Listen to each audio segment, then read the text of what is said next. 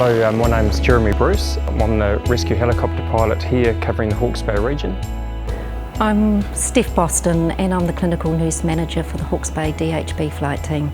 We have 2 pilots and a crewman. Then we have 5 volunteer crewmen that make up that team. So we're a small team, but we're a specialist team.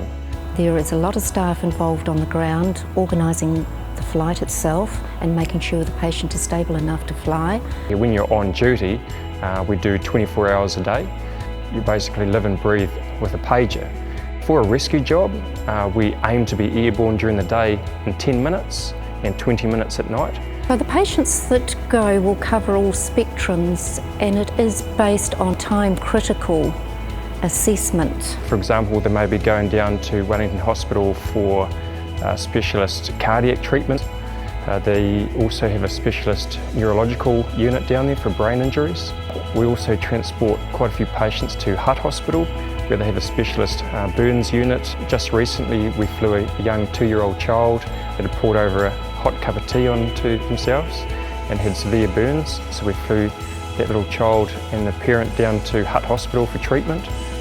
The rescue helicopter flies over 320 missions each year.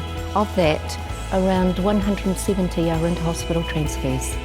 It's a time thing, especially in Hawke's Bay. There's a lot of areas here that could be over an hour's drive to get here. There might have been a car accident at Porangahau.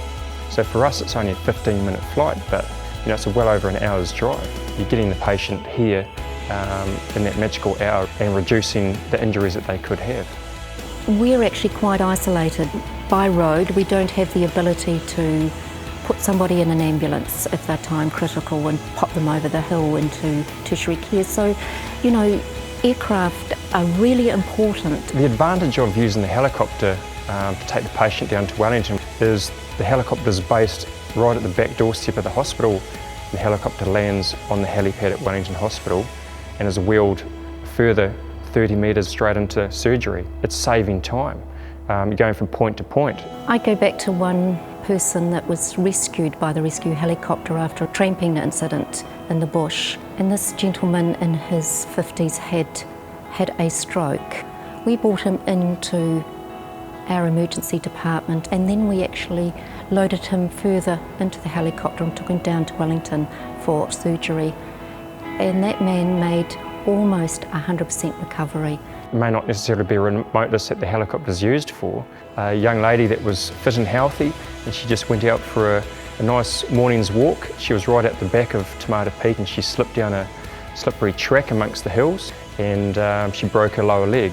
We ended up winching her out of the scene and back to Hastings Hospital. It can happen to anyone. It may not be you, maybe your family member. This is an amazing service that's offered. We have developed the service over the years to become very efficient, well coordinated and well staffed. There's a lot of training goes involved and a lot of trust in each other.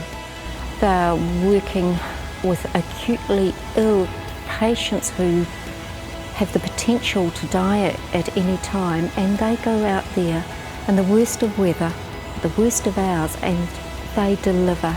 It takes 2.2 million per year to run the space, and we fundraise 1.2 million out of the Hawke's Bay area. So we need the support of the community to keep this helicopter running.